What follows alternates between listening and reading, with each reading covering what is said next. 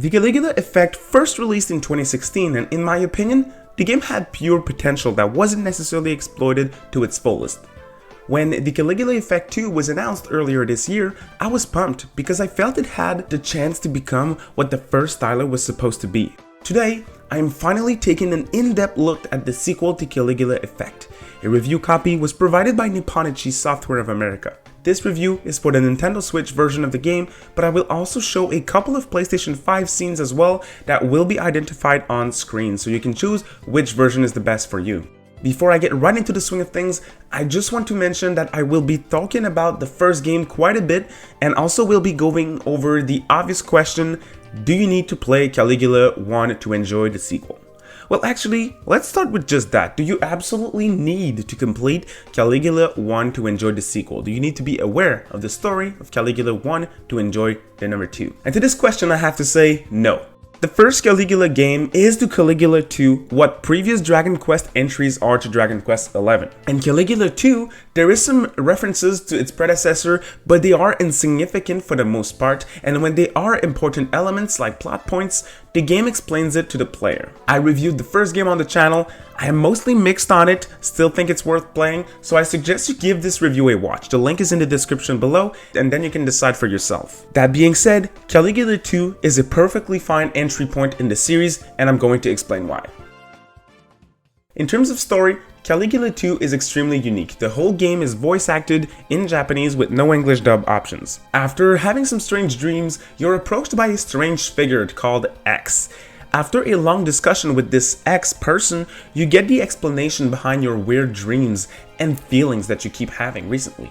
You are in a parallel world from reality, a world called Reno, that was created by a goddess called Regret.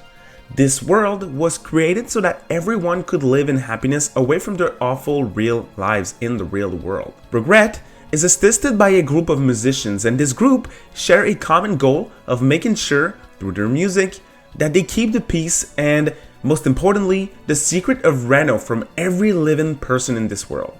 You are what they call a crack in their system, since you are accompanied by X and are fully aware that you are not in the real world. That was explained to you by X. As the story progresses, you find other people in Reno that are having strange dreams, and you recruit them to form a group called the Go Home Club, the dreams being signs that you are not in the real world.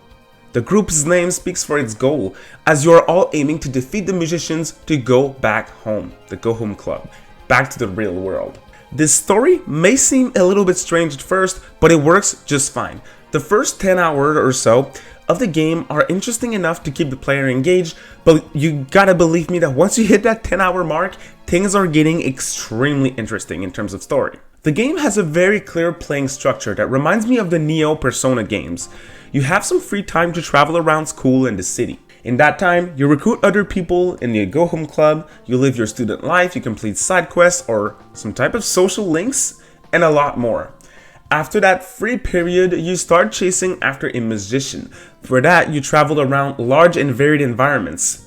Those dungeons are large areas that are way better looking than in the first game.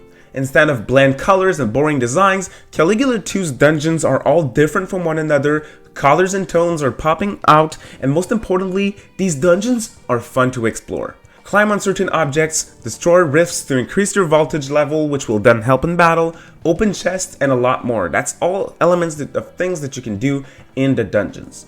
This game's map system is great. It's something straight out of the older Shin Megami Tensei games like Strange Journey or Soul Hackers. The map is empty, and as you travel around the area, it becomes complete, making for an overall addictive exploration sequence. The dungeons are very large, and most of the time, they have multiple areas inside them, which in the grand scheme of things isn't a big deal in modern JRPGs, but since it is such an improvement over the first game, I still wanted to bring it up. Some of the dungeons also have some fun puzzles or stealth to do, which kept me engaged in these large areas. They are not just a boring template that you're walking around. It's interesting and there's interactions in them, which is great. In terms of combat, Caligula 2 is extremely similar from its predecessor. This game utilizes a turn-based system with a very addictive twist to it. You can control your whole party turn by turn, but you also choose when to attack with each of your characters. By timing your attack properly with one another, you can pull some very intense and extremely epic combos. smack the enemy into the air, shoot him in the sky with a second character, and then jump in the air to smack him back into the ground with a third one. This combat system was addictive in the first game, and it still is. It feels utterly satisfying to do multi-hit combos or break the defense of an enemy, and made for an overall very fun time in combat. As you progress through the game, your characters will level up in typical JRPG fashion, but one particular feature that really hooked me is that you get to buy skills and collect skills that you can find in dungeons as you play through the game. When you complete battles with these skills, on every single one of your characters, you get experience with the skill. And when you master the skill, you unlock a passive skill, which is basically what you need to put on your characters to increase your stats. This feature, in my opinion, is a way more interesting way to increase your character's stats than simply distributing skill points on certain stats, which is something that you see in a lot of RPGs. When you are out of the main story, you can complete side missions when speaking with NPCs and characters in town. Those missions, I'm gonna be transparent, are your typical JRPG quest that consists mostly of gathering stuff. Fortunately, these side missions and side quests, just like in Caligula 1, didn't hook me, and I found myself doing something else for my side activities: character episodes. Character episodes are basically your persona social links in Caligula 2. When you are in your base, the X train, you get to spend some time with your party members. These character episodes are short and sweet, but way more interesting than in the first game. When you reach a certain point in your character episodes, you need to take some decisions that will greatly impact whether or not you can progress through a character's story. In the first Caligula game, those characters episodes were more or less appealing, and I ended up dropping them at a certain point in my playthrough because they were simply boring. In Caligula 2, they were extremely interesting for the most part, and I think the reason for that is because you get to learn some very spicy details about the real life of your party members. Because you gotta remember, in Reno, this parallel world from reality, they are their ideal self. The characters, they're their ideal self. It's a dream world. But in the real world, they have issues, just like any normal person. And I spent a ton of time in those character episodes, which definitely helped with my lack of interest in the side quests for this game. I am mixed on a certain element from this game: dialogues options. In most of the story dialogues, you have what I like to call worthless dialogue options. What that is that no matter what decision you take, no matter what you decide to say in your dialogue, you'll get the same answer from the NPC. Making the decision is worthless, in my opinion. But at other times in Caligula 2, especially in character episodes, your choices have a massive impact, and to be honest, it even made me laugh at times. I suggest bad-mouthing your NPCs if you can at times, because it leads to some extremely funny moments. But on a more serious note, if you don't choose the right option or the right dialogue option at times, you can even break the bonds that you have with certain of your characters in character episodes. But overall in the story, I do have to say, yes, there's a lot of worthless dialogue options that you have to go through. Not a deal breaker, but still a little bummer that I wanted to bring up. Now, I'm sure that a bunch of you are here to learn more about the technical aspect of Caligula 2. Caligula 1, especially the overdose version of the game being the Switch and the PlayStation 4 versions, they were extremely awful in terms of performance. Caligula 2, once again, improves over its predecessor in that regards. The game runs flawlessly on both the PlayStation 5, 4, and the Nintendo Switch. No more frame drops in or out of battle. The character models are still looking a little bit stiff on the Switch version, a little bit better on the PlayStation 5. The portraits for these characters are still amazing though, but even more unique than the first game, with the main characters being the biggest improvement, because in the first game the main characters couldn't look more generic, to be honest. The cutscenes are looking great, and there is now a lot of great looking animated backgrounds, not just fixed scenes of characters talking over a bland background like the first game. Overall, Caligula 2 is an improvement over the first game in every single aspect in terms of performance. On Switch, it's running great on dock mode, but also in a handheld mode. The loading times aren't too long.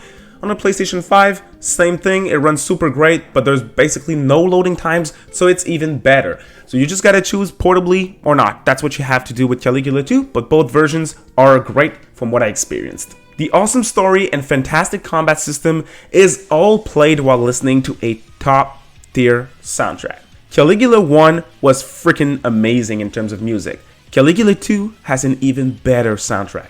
All of the musicians' themes are extremely good, but also the general themes playing while traveling in the city or exploring school.